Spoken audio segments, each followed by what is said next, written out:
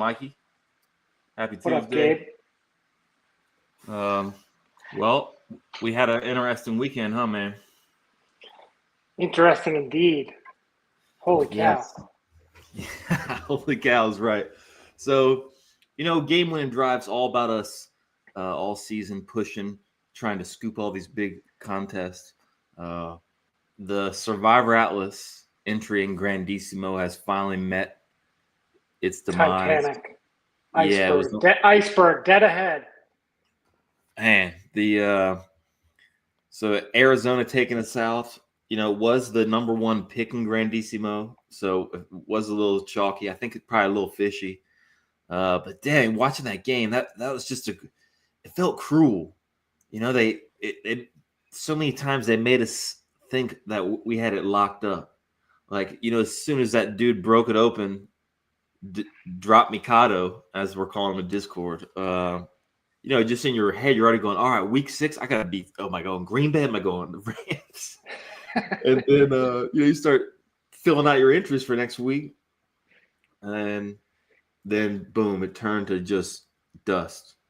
We had sometimes we talk about like knowledge about the contest itself, and then incorporating ball knowledge a little bit. Yep. There was. Since we started doing this, I've been getting fed a lot more like NFL style content. And so one of the things, so you talk about feeling like you knew that we were going to win on that run.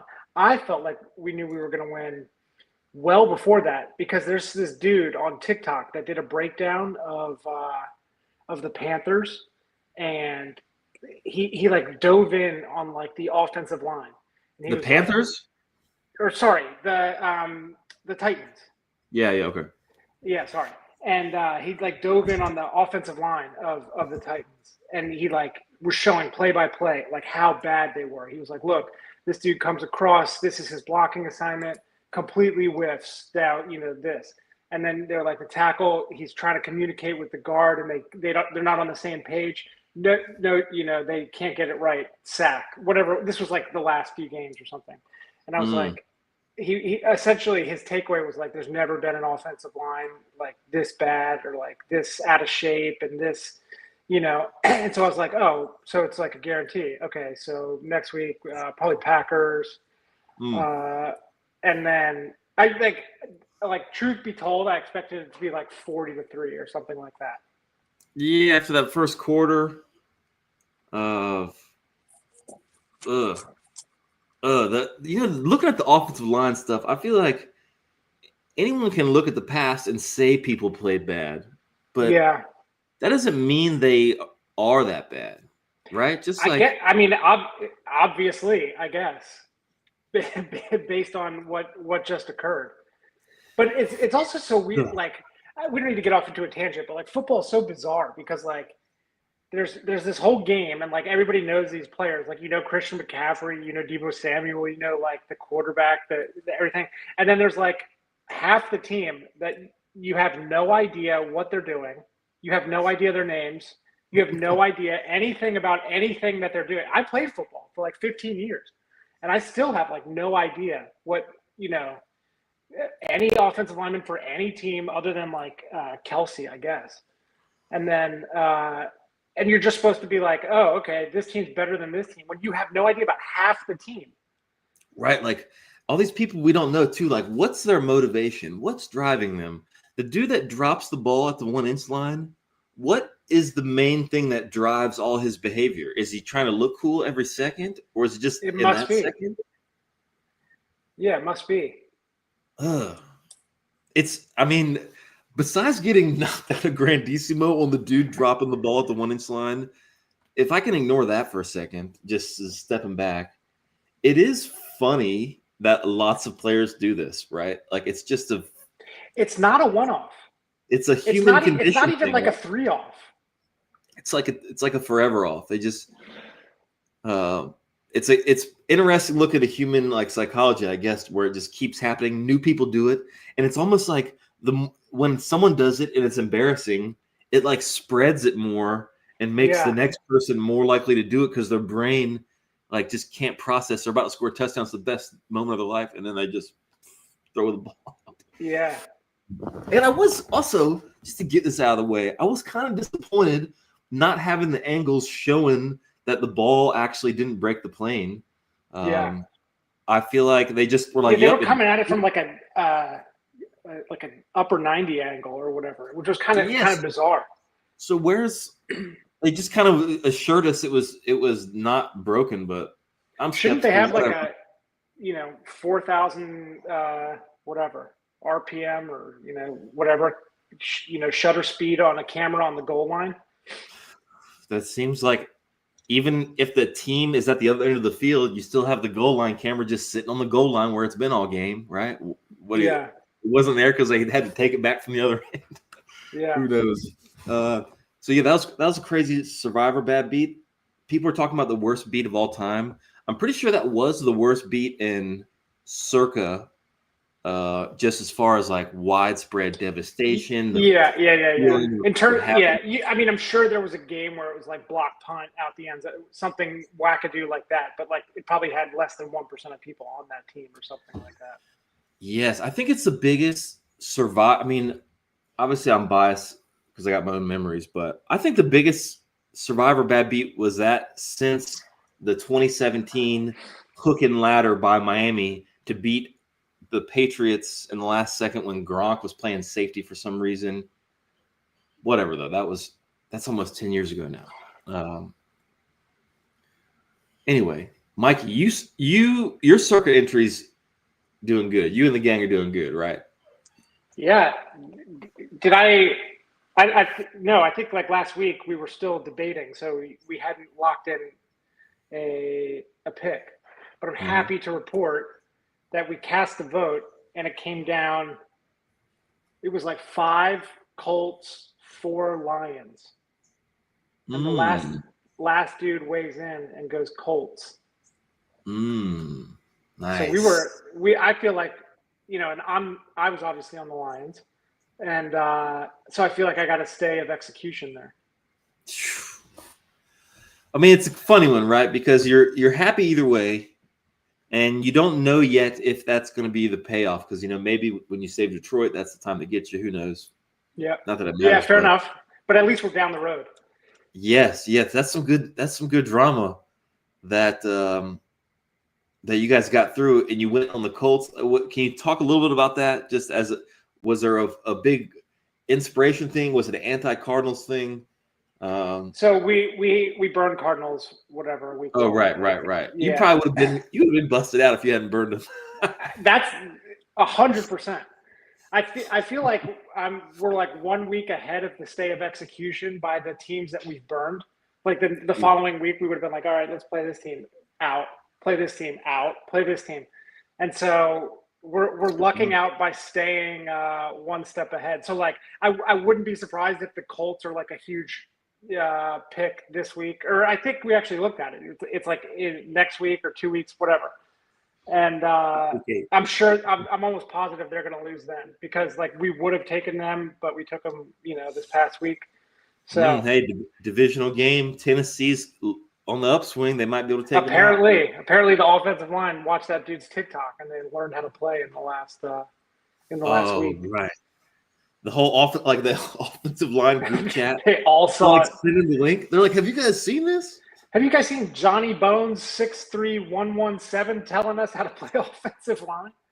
He's saying, me and you, we got to block. We're this way on that play. Let's do that. We got to connect. We got to go high-low, and we're going low-high.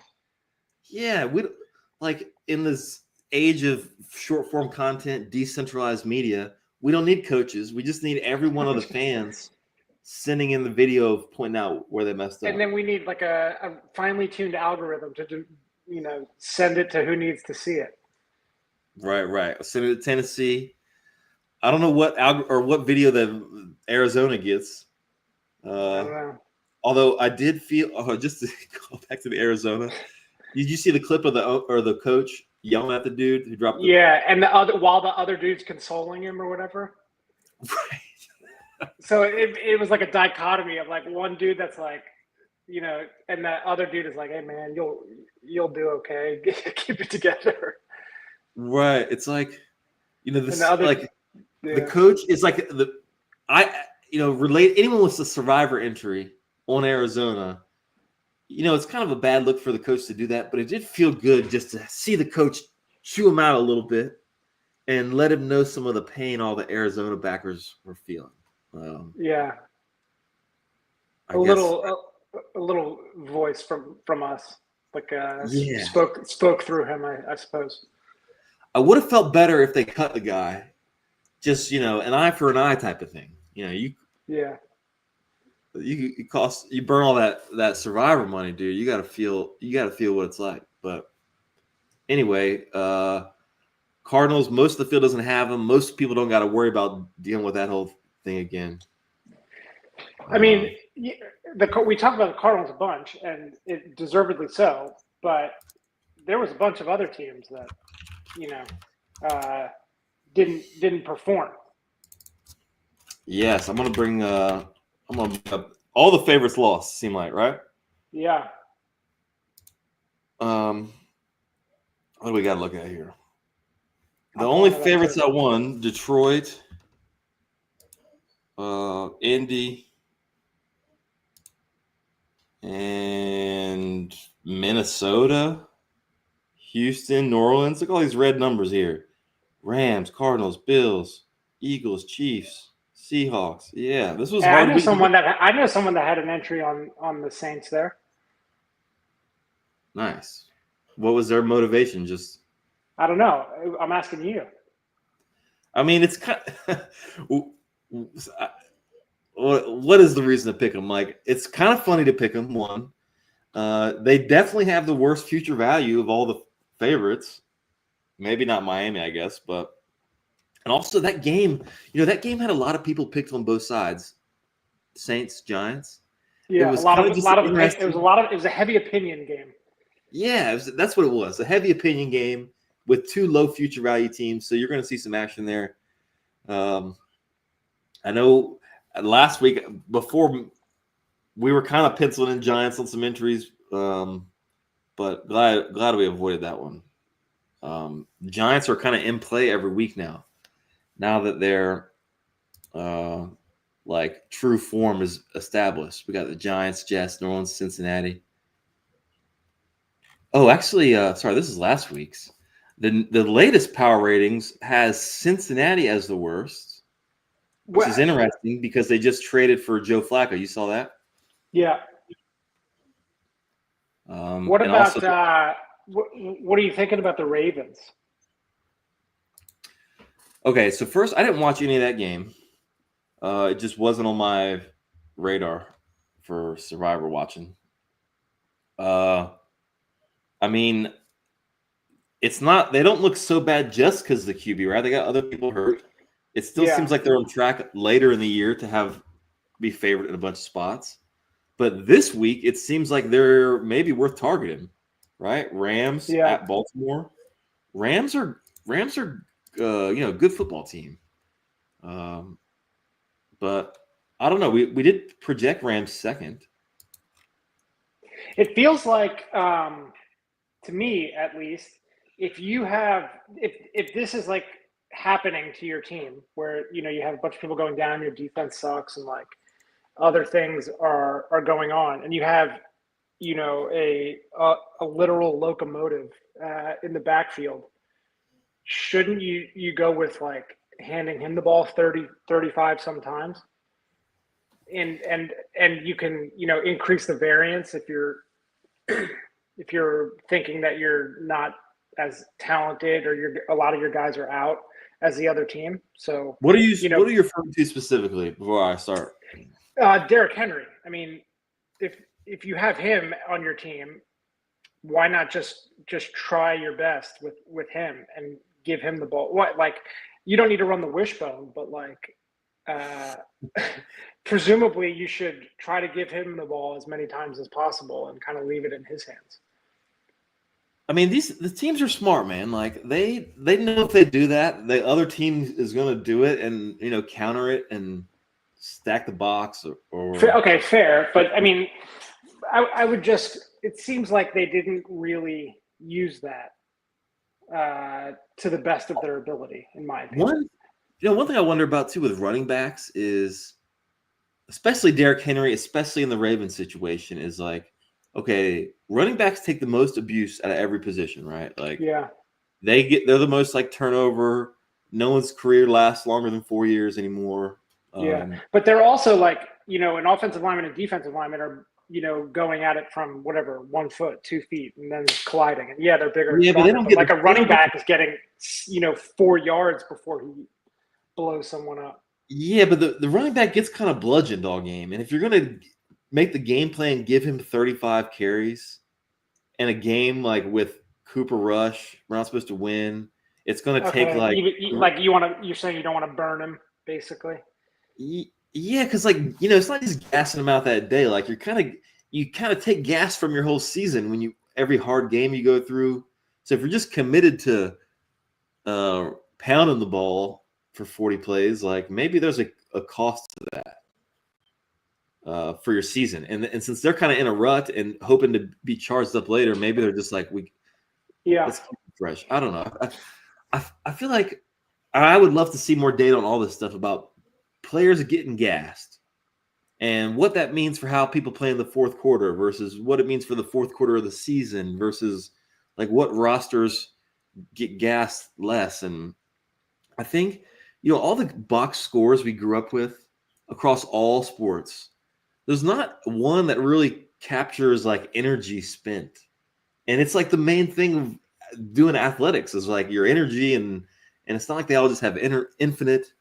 And I guess if I was just ahead of the big, stats companies, I would want to do a deep dive. Well, I don't know. I mean, I've seen things where they talk about like in various sports where they talk about like the amount of time that something is going on, like sport related. So in soccer, it's like, super high because the ball is essentially always in play. But in tennis, it's like super low because, that especially on the ATP now, the average rally is, especially if you're playing a big server, it's like 1.7 shots or something like that. So and when you're comparing it with the total time of a match, so tennis matches can be, especially in slams, notoriously long, but the amount of time that a point is actually being played is, really, really small. And so football, I think, tends to be way closer to tennis than it does soccer in that aspect. So pain aspect, man. Football has the pain. I was just gonna say that, like the exertion rate on an individual football play is like super high. Yeah, you have to have there's a thing in your brain where you're like, I don't want pain, or I don't care, give me the pain. And like if you're Derrick Henry and you got Mikey in the crowd saying, give it to Henry 35 times. And he's saying in his head, we got no one down the field. Do not give me the pain 35 times. I cannot handle this all day just because all the fans think I can do it. It's going to ruin the season for me. So it's just when you see a picture of him, you just feel like he's like a want the pain kind of guy. And maybe he's more emotional than that. Maybe he's more in tune with his, I don't know, not wanting the pain. Yeah, feelings. I think he's a sensitive dude, man, Derrick Henry. He might be.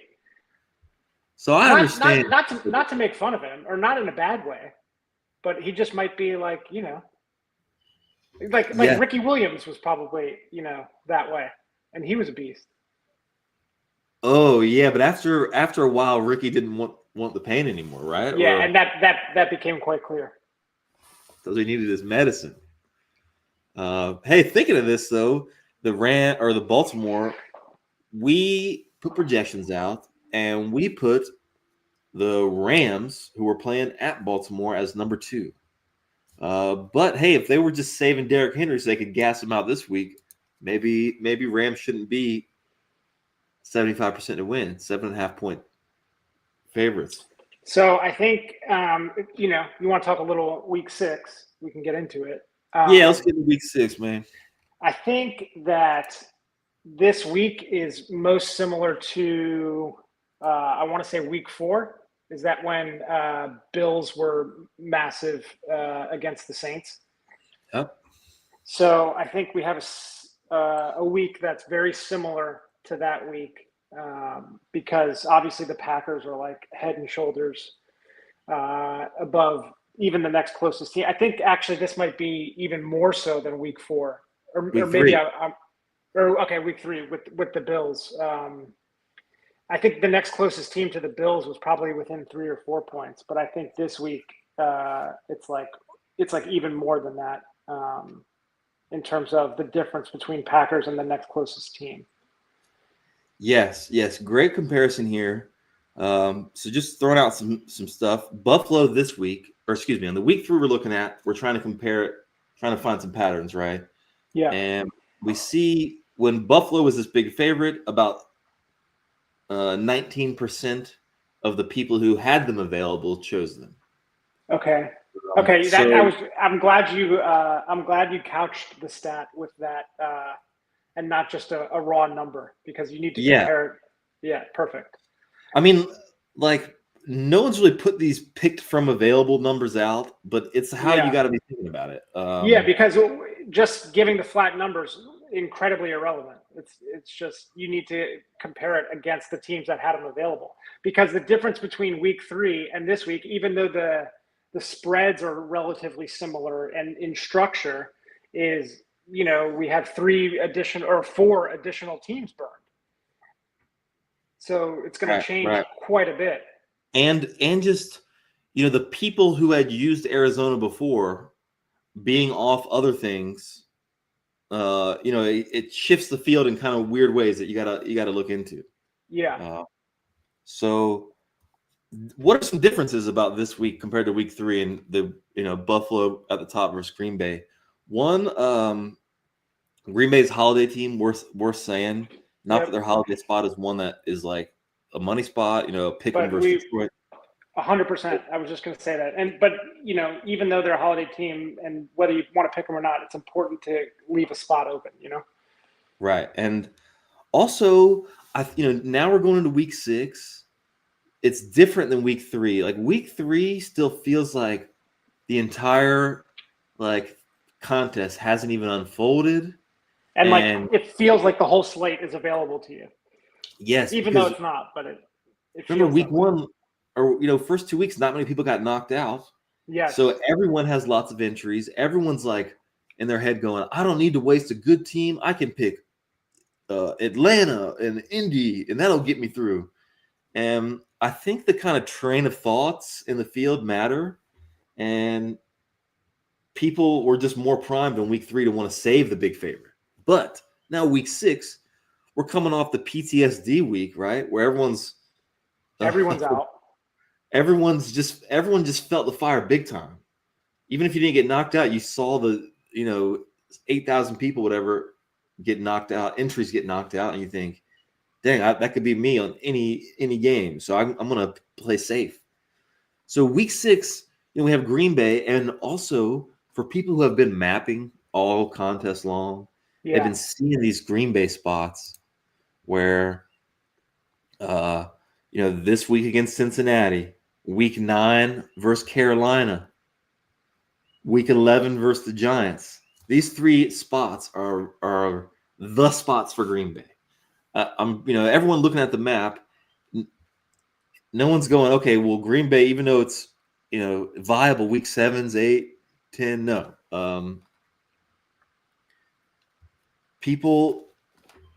I see a little mistake here.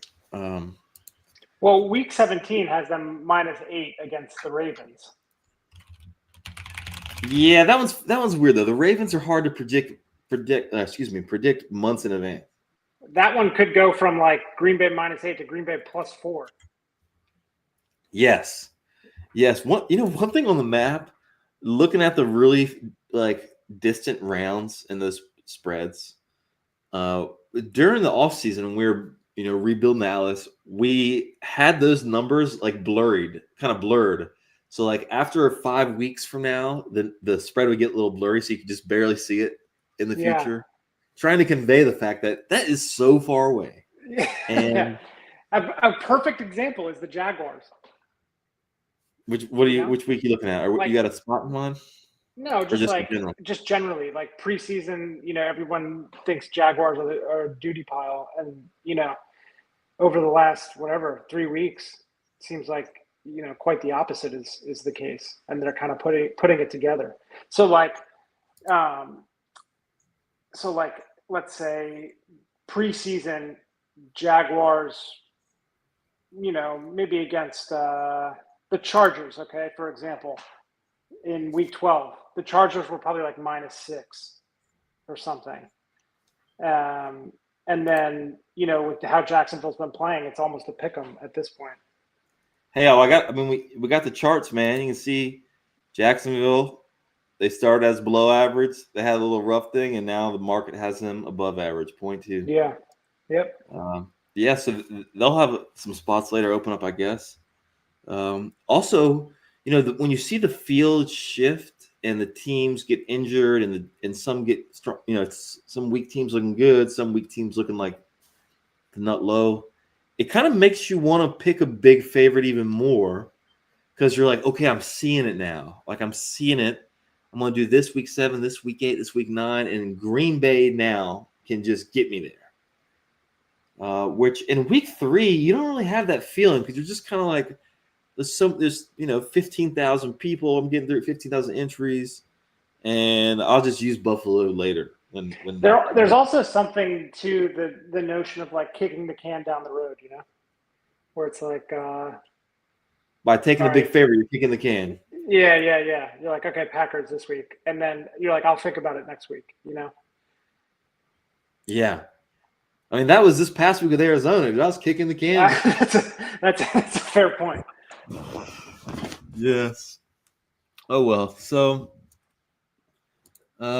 thinking about what people are going to do this week, we put out. So talk about the other options. I mean, I see Broncos. Okay. Yes.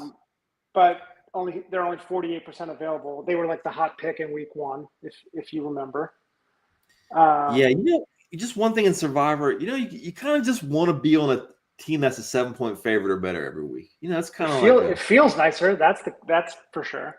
Feels way nicer than these other games. But so all the 4 teams that are 7 or above, let's throw Colts in there at 6.5. Just yeah, because. That's fine. That's Green Bay, Denver, LA Rams, Philly, Indy. That's our 5 choices this week. But the next level down, there's a lot of choices, a lot of ways to get riffraff. Riffraff, seemingly riffraff, but the type of thing where if you have conviction in some of these teams, all the top 5 teams have future spots. I can't get behind. I mean, for me, I have to eliminate the Eagles. I just can't burn a team that's -8 on a holiday schedule. Yes, I mean, it just feels like malpractice. That spot, like one thing about that Philadelphia spot, they're very widely owned right now, or excuse me, widely available. Right. And they have this spot, and then, or excuse me, a week. They're playing the Giants again in a couple weeks, and those are the only 2 great Philly spots before Thanksgiving. Yeah. So it's the way it's shaping up. I mean, obviously, the weeks where they're picked, if everyone else loses, then their availability really disappears. But at first glance, it seems like Philadelphia is probably going to be pretty available on Thanksgiving. Maybe crazy available. And yeah, I mean, there's no doubt that they're going to be I don't know, 80-some% owned on Thanksgiving. Of available, you mean? Of available, of course. Yeah, but that overall, that might be 20% or 60%, right? We don't know how available they'll be, but comparing them to, well, they're 91 now, so I would suspect, unless they drop off substantially this week,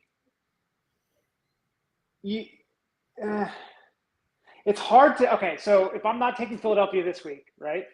Yeah. And a good chunk of people, let's say they're 91% available. So I don't know, maybe 10%. 5%, something like that. Take them Let's say this week. I think like 10% is a better guess.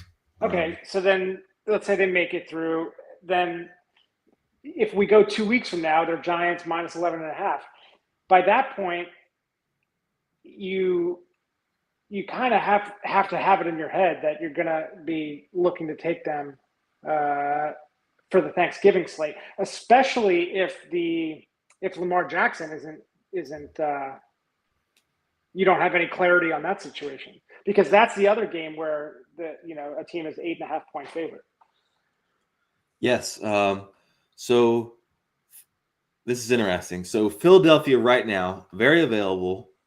They have that spot in 2 weeks against the Giants again, and that is the spot where the Colts have Tennessee. So Right, it's another right. important week, right? So most of the field doesn't have Colts because they were the big survivors in the chaos. Yeah. But, that week, it makes sense. Everyone with the Colts is going to try to use them to get Philly, to smuggle Philly through to Thanksgiving. Yes. Thanksgiving, if Philly, though, they might be like most of the field might have them on Thanksgiving. Yeah. And that's going to, that makes EV stuff a lot more interesting. For sure. That's kind of what I was driving at, where if there's 1,000 people left by Thanksgiving, or, doesn't really matter the number, are we going to see like 850 on Eagles? Yes. I mean, if that was true, then I would like taking the dog there, but let's just look at it right quick. Just to see, let's say right now, let's say we teleported to Thanksgiving and everyone just took the biggest favorite they could. Yeah. I guess the whole field's got, or what is that? Basically the whole field has Baltimore or Philadelphia right now. Right. Which we got a new way for to looking at this stuff. Man, this is like GTO wizard shit. Dude, let me take a detour actually, because we put a new feature out last night based on some people in Discord talking about wanting to filter teams quicker. You can do it in the lobby, but it's kind of slow. So we made this new thing called Manifest, which is not linked on the site anywhere right now. You can only find the link in Discord, or you can go to the contest and type /manifest in the URL to find it. We'll be building this into the site, but the idea is it's a super turbo way to look up teams. So since we're talking about Thanksgiving, I'm curious how many people have burned Philadelphia and Baltimore. So that's 53 entries alive don't have those. Maybe interesting, but it seems like the entire field is going to have one of those two teams. There's not enough places to burn these two teams between now and then. Yeah. Also, just going to show one more thing on this page because it's funny. The Christmas favorites, who are Washington, Kansas City, Detroit. So, I mean, I don't want to stop your train of thought, but how jacked up are you to take like the Chiefs on Thanksgiving? Well, okay, so I went to this page because I was thinking we'll do a quick understanding of who has what available. Then we'll look at the EVs and we'll see how much they're making on Thanksgiving. But I just had to bring up this one right quick. People who have burned Washington, Kansas City, and Detroit. That's the 3 Christmas favorites. We already got 7 entries who are doing this. So I got little things dinging over here. I got to turn this off. Okay, EV calc Thanksgiving. Let's say half the field's on Philly. Let's say 30's on Baltimore. People should be trying to save Kansas City through to Christmas a little bit, so we'll just put them down there at 15. These other teams, let's give them all 1%. All right, can you easily see what I'm doing, Mikey? Do you have like a... Yeah, no, I'm looking at it right now. Okay, so do you have a guess how this EV is going to shake out? Put everyone on 1%. This is like ICMizer. Bro, turn the phone down. I thought I just closed it. Yeah, I don't know. Sorry about that. Block these people. It even looks like ICMizer. What? Just no numbers? No, just like you input stack size, input position, and then it'll just spit out your answer. Yeah, okay. So let's adjust this stuff. I made it so Philadelphia, they were 80% to win and half the field's on them. Dang it, yo. I don't even throw the phone out the window. I mean, please, I'm begging you. Smash that thing into 400 pieces. I unplugged it, Mikey. What's going on, man? I unplugged it. Phones have batteries, so they keep working after. Oh my gosh. Okay, sorry about that. But look at these calculations. Okay, it's kind of unfair because I moved Baltimore down to 60. They should be back. Maybe they're good by then. Maybe Burrow's back too, though. So we don't even know in that game. So this says even if half the field take Philly in their 80%, earn a little bit because so many Baltimore people are losing. But you start looking down here at these underdogs, man. If only 1% are on one of these dogs, it's earning a lot of money. Yeah, I mean, I'm with you. A lot of ways it can play out. Yeah, you just feel like a jackass when it's like on Thanksgiving. You're like, oh yeah, I'm on I don't know, I'm on Dallas or something like that, and like all your friends are like, aren't they 4.5-point underdogs? Dude, I'm sorry, Mike. You have to lecture them. I just tried to mute my whole computer so it stopped doing this, and it's just coming in more, man. It actually increased the volume, and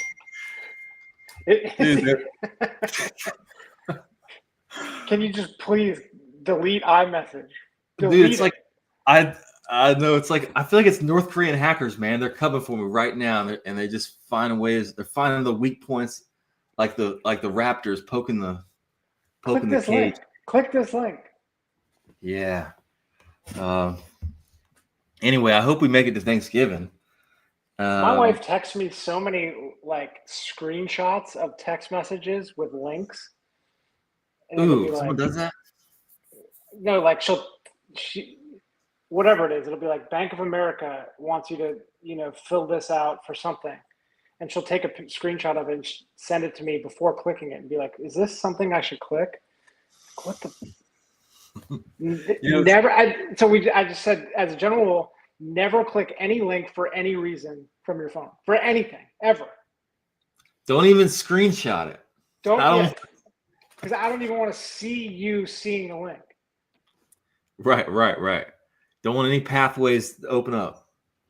Okay, hey, we got sidetracked, man. Let's take a step back. We're thinking about what we're picking this week. Yeah. I'm gonna load up your entry. Or I guess I'll just pull this map up and look at it. What do you guys think?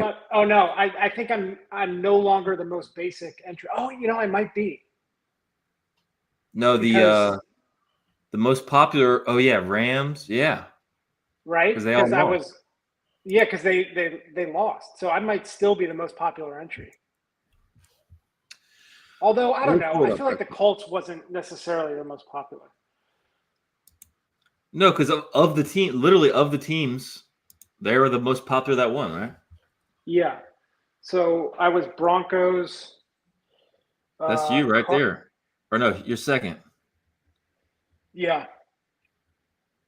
Yeah, that's not bad, man. You haven't burned the good teams. You guys are chilling. So, are you just gonna pick the Packers or the Rams? I think so. I mean, for me, I see no reason why not to pick the Packers here. Well, okay. The clear reason is Week 9 minus, playing Carolina at home.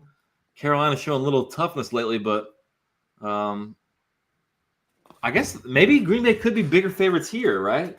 Carolina is maybe not the stone worse, and Cincinnati is they had the worst power rating in the morning, and then they traded for Joe Flacco, who,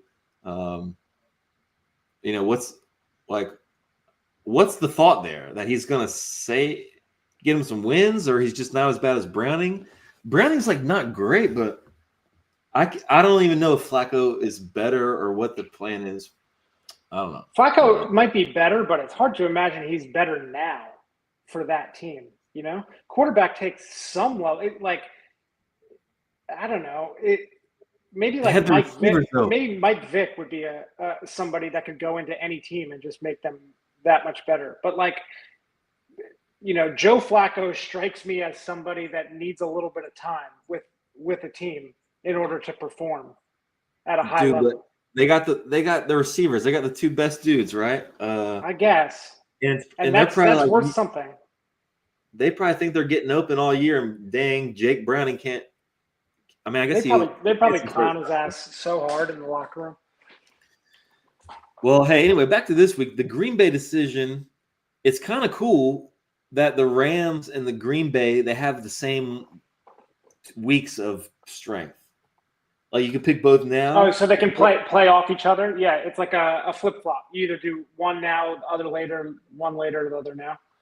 Yes. So, okay, if you see the clear flip-flop situation, you're going to take the most popular team both times?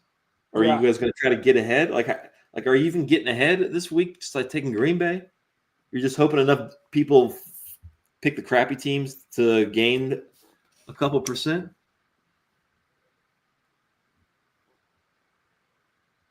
I guess that's what you're doing, man. Let me try to sell you on some lower stuff. Okay. All right. Yeah, because I was just looking. I know we have our what is it, a group of 5, and I've already eliminated the Eagles as a possibility, and I've already taken the Broncos, so they're out.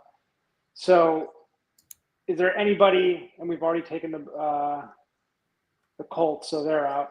Is there anybody at a lower level that you want to pitch me on? Yes, dude. All of them. Vegas. I knew that's where you were going. Dude, you're not gonna use them in the future. You got to pick 20 teams to get through this thing. It's week 6. You had your first landmine dodge of your life, and now you're just picking the number 1 chalk. Is that what you're really doing, Mike? Is that what you're telling me you're doing? Just picking the biggest favorite? Yeah, probably. You're going to just pick the biggest favorite every week until you're out, is your plan? No. No. I'm trying to think of a time that we didn't. But this is the post, week 5 apocalypse decision making. And the stay of execution. Let me remind you, there's still 4,600 entries you got to beat, dude. Yeah. When we won in 2021, that's how many entries there were in the whole thing. And to get through them, the plan wasn't, well, we'll just use the biggest favorite every week, I told you I'm a NCAA guy, and I just go 1-1-1-1. What does that mean? In my March Madness bracket. Oh, right. Just take. I fill it out. I fill it out front to back. I just go 1s, then 2s, then whatever. Well, I know you want to be able to sleep at night, right? You don't want to be taking something risky where you're not going to be able to sleep. But no, I do like the idea of Raiders. All right, can we put a pin in this, because I do want to ask you a question. Week 10. I want you to look at a team. It's Carolina Panthers. Okay. Week 10. What do you think about this? Do you think what sort of a person does it take to be on them? I mean, no, it seems it's reasonable. Like, that week is going to, first glance of that week, there's no crazy strong favorites. Yeah. The only 2 teams that are above, that are 7 or above are going to be well used. Yes. Also funny though, just looking at what I'm looking at for that week, there is one person who has used all the teams better than Carolina that week. Someone has used Denver, Arizona, Buff, Chicago, I guess. Or I don't know if that's right. Maybe there's a bug here in this.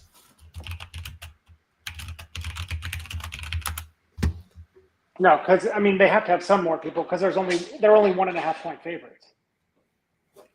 Yeah, I just wrote down there's some bug there, but if you're on that type of prowl, you're on the I want some. If I'm looking there, then I need to switch it up from Packers this week. Or no, not even this week. Just in general, like you're looking on the map and you're thinking, where can I get weird? I don't know how other people use the map, but I don't know if you have this move in your toolbox, Mikey. But if you go to the map and then sort by the worst teams first, and then you can kind of go, oh, like this is the teams I'm like trying to find a win from, like all these teams down here, right? Right. So you're like Carolina, week 10. Yeah, dude, I don't know about that. Like, what's the Vegas spot right now against Tennessee is the same spot, but it's now. Like a team with hard to imagine future value, not one of the top 4 or 5 teams picked. And I don't mind it. I don't mind Vegas. Okay, let's get the $18 million in view right now. So we know Green Bay and Rams have now and week 9, but that's not even halfway through the season yet. Yeah. If you're looking at Vegas, why aren't you looking at the Chargers too? Well, the Chargers are a special team. There's like only so many teams that are good that aren't playing on holidays. And like Buffalo, obviously, but the minor bottlenecks after the holidays, I've got Chargers penciled in on one of those. Okay. And I think it's like important, but so in my own like quest, I'm just not looking at them for a while. Okay, fair enough. That week 13, that Sunday after Thanksgiving, is just a huge pain. Like I can't remember the last time there was like big favorites on it. It's the hard week to get through, and coming off Thanksgiving, having to make that decision for that week, you don't have much time to do it. You only got like a day, right? And I just want to have that for that day. Chargers versus Vegas, that feels like might be a lot. And they're not that burned yet. They might be very available, but who knows? Chargers might get kind of whittled down this week, 9, 10. Yeah, so I think if you're dropping down to a team that's 67% to win. Yeah, why not make it the team that's you have no other chance to take them? Yeah, and so Vegas, also Pittsburgh. Some people like that angle in Pittsburgh. Oh, Cleveland's coming off the international travel and whatever. The market says 67%. Also, Washington. Are you any of the gang interested in them? Just knowing that they got a easy game against Chicago. Probably a bunch of commie fans in this group of yours. Washington is kind of I don't know, schizophrenic. They have 5-6 games under their belt, and they look like really good at times and really bad at times. And yes, Mariota played 2 of the games, so that's not necessarily too indicative of what the future is going to look like. But even Jaden Daniels has been like, I know you always say I bring up fantasy, but like people thought he was going to be some huge hit at quarterback in fantasy, and he's been like, nothing to write home about. Yes, they're winning the games, and that's fine, but it's not like he's blowing teams out of the water like people sort of expected. So I don't know. I don't have despite me living in their region. And it would be the team that I kind of should know the most about. I feel like I don't know anything about them, you know? One thing last year when they played Chicago, you know, in my heart, it felt like they were definitely going to win before the game. Like, oh, they're just better than the Chicago team.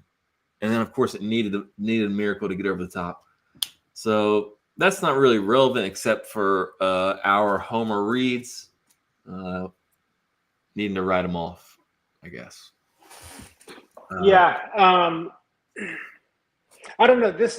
This last week they played so bad in the first quarter, and then things kind of changed, and obviously they got the win. But it was like, I don't know. They don't jump out to me. Like looking at them on the map, it's not like anything really. Like when to use them is not like abundantly clear to me. Yes. One thing just staring at it and thinking about all these future weeks and how everyone's doing the Green Bay and Rams, like the devil's calculus, which, you know, both those teams have plenty of great spots after Thanksgiving. And those spots are where it's worth real, like that's, you know, it's worth a ton of money. That's real money, yeah.